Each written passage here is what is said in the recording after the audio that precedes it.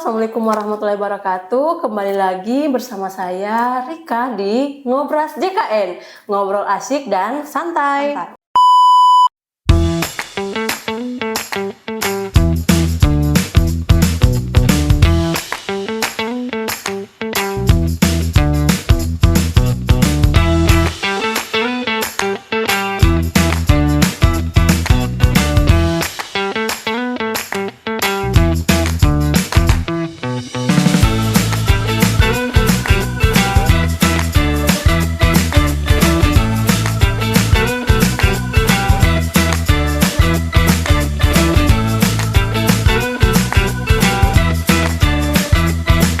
Assalamualaikum warahmatullahi wabarakatuh. Selamat sore Sobat JKN. Soalnya di sini sudah sore guys, sudah jam 3. Bau-bau panas. Kembali lagi bersama saya Rika Salsabila Nurtika yang akan memandu acara kita pada hari ini. Nah, hari ini saya kedatangan narasumber saya yaitu Kak Mendy dari BPJS Kesehatan. Benar ya Kak Mendy? Betul. Oke, langsung saja nih Kak. Sebelum masuk ke inti pembahasan kita dulu, mungkin kita mau nanya-nanya dulu dikit nih Kak. Selama di kantor BPJS Kesehatan, kegiatan Kak Mendy itu apa sih Kak? Oke, jadi halo Sobat Ngobras JKN. Untuk jabatan saya sendiri di BPJS Kesehatan Kantor Cabang Bau-Bau itu berada di bagian penjaminan manfaat dan utilisasi sebagai verifikator klaim. Oke, nah hari ini kami akan membahas tentang denda pelayanan kesehatan, ya Kak? Ya, betul. Oke, nah pernah nggak Sobat JKN dengar cerita udah bayar tunggakan terus kena denda pelayanan? Nah hari ini kita akan bahas bareng bersama Kak Mendy. Langsung saja nih Kak ke pertanyaan pertama saya. Sebenarnya denda pelayanan itu apa sih Kak? Itu sama nggak sih sama telat bayar? Telat bayar, oke baik. Pertanyaan yang cukup banyak sering ditanyakan oleh seluruh Sobat Ngobras JKN. Jadi denda pelayanan adalah biaya yang wajib dibayarkan oleh peserta JKN yang terlambat membayar kepada BPJS Kesehatan dalam waktu 45 hari sejak status kepesertaannya aktif kembali untuk 1 kali perawatan rawat inap di fasilitas kesehatan rujukan tingkat lanjut atau di rumah sakit. Seperti itu, Kak Rika. Oke Kak, kalau dengar-dengar kata denda itu kan kesannya kayak, berat banget kan? Denda bisa Iya. bisa masuk penjara nih kalau tidak bayar denda. Tapi sebenarnya Kak, kenapa sih BPJS Kesehatan buat aturan denda pelayanan ini? Iya, jadi kenapa ada denda pelayanan? Karena denda pelayanan ini merupakan sanksi untuk peserta JKN karena telat bayar iuran. Jadi dipastikan untuk seluruh sobat JKN di luar sana agar tidak terkena denda pelayanan, pastikan status kepesertaannya aktif kembali. Aktif terus, jangan aktif kembali, aktif terus selama-lamanya. Oke Kak, terus Kak, apa sih dasar hukum atau regulasi yang mengatur tentang denda pelayanan ini? Ya, jadi untuk denda pelayanan ini bukan kata BPJS Kesehatan, bukan kata saya apalagi. Jadi untuk denda pelayanan ini sudah tertuang di Peraturan Presiden Nomor 82 Tahun 2018 yang sudah direvisi pada Peraturan Presiden Nomor 59 Tahun 2024. Oh, nah ini kan Kak paling sering terjadi nih ada peserta yang udah bayar tunggakan, sudah aktif kartu kepesertaannya, terus mau rawat inap, kena denda pelayanan. Itu logikanya bagaimana sih Kak? Iya. Padahal kan dia udah bayar tunggakan BPJS-nya, tapi kok tiba di rumah sakit mau rawat inap dia kena denda pelayanan? Nah, ini memang paling banyak ya dan tentunya sering terjadi dan banyak komplainan biasanya. Jadi untuk seluruh Sobat Ngobras JKN di luar sana harus bisa membedakan antara tunggakan atau iuran dan denda pelayanan.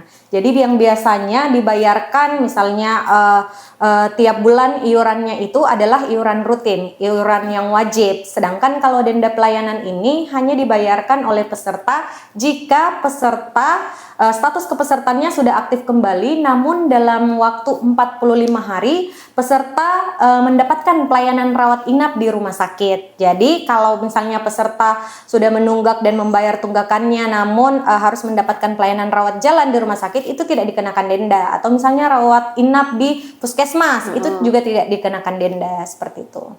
Kalau udah lewat dari 45 hari Kak, terus dia nunggak lagi, itu akan terkena denda lagi atau gimana? Ya, jadi untuk pengenaan denda ini memang dalam waktu 45 hari untuk 1 kali perawatan rawat inap ya Bapak Ibu atau seluruh peserta JKN yang menonton podcast Ngobras JKN, seperti itu. Oh, berarti sekali bayar? 1 kali, 1 kali untuk tiap perawatan rawat inap dalam periode 45 hari, dikunci. Oke Kak, terus Kak kalau kena denda itu jumlahnya berapa sih? Cara ngitungnya gimana?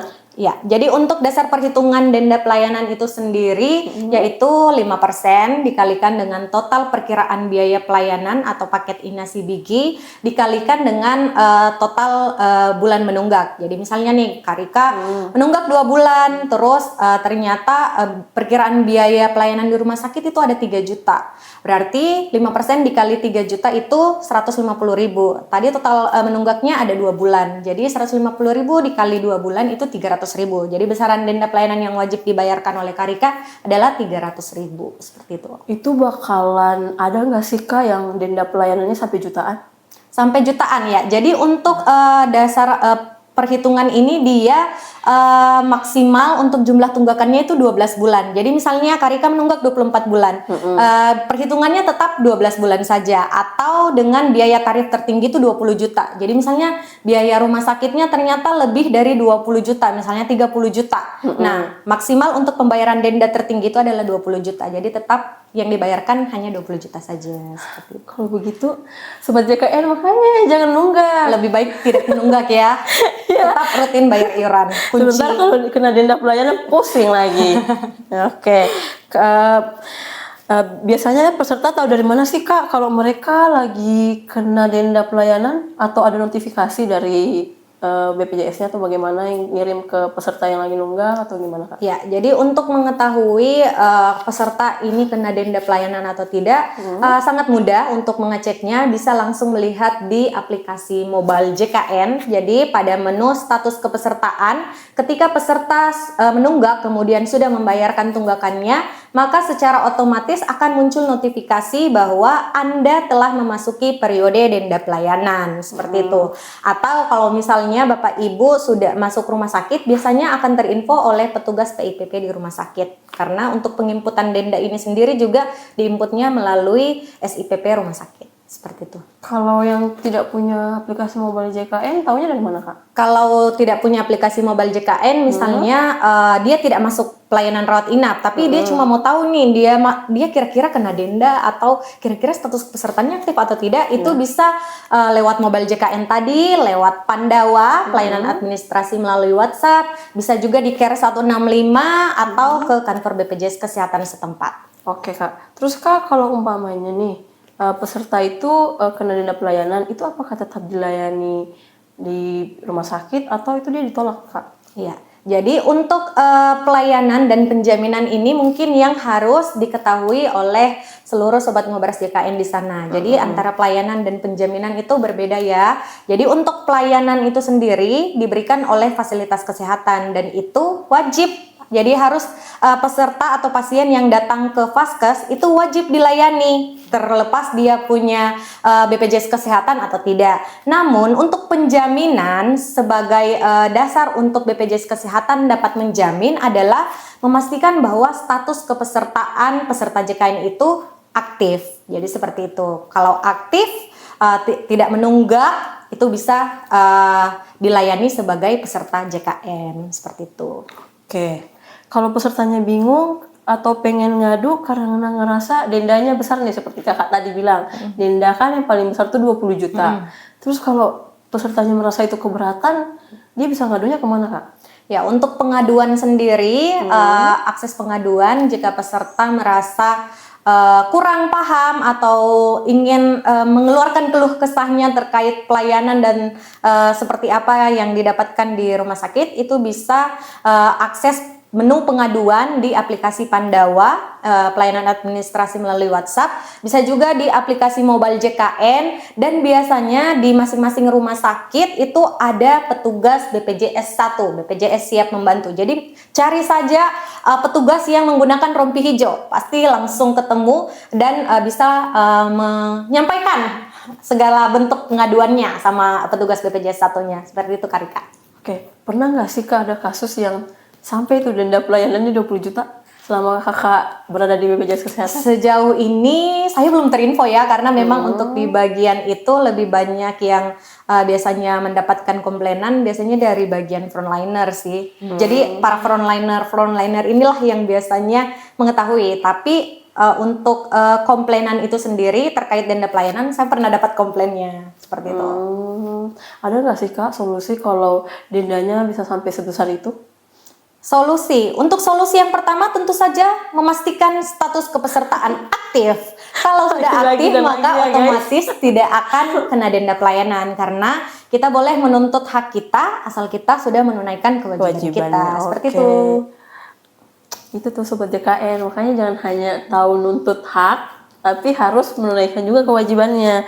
Nah, kalau umpamanya pesertanya nih Kak lagi kena musibah, seperti kayak kena bencana alam atau kena PHK umpamanya, itu ada kebijakan keringanan nggak sih Kak dari BPJS Kesehatan? Ya, untuk kebijakan keringanan itu tidak ada, tapi untuk mungkin peserta yang kurang mampu biasanya diarahkan untuk mendaftar kepesertaan sebagai peserta penerima bantuan. Jadi penerima bantuan ini bisa PBI JK yang dari pusat atau PBI Pemda seperti itu, PBPU Pemda. Nah, kalau untuk denda pelayanan sendiri ini tidak ada keringanan, jadi memang pastikan bahwa iuran seluruh Sobat JKN dibayarkan secara rutin tiap bulan, seperti itu Kak. Oke Kak, terus Kak ngomong-ngomong soal denda tadi, itu dendanya itu bisa dicicil nggak sih Kak?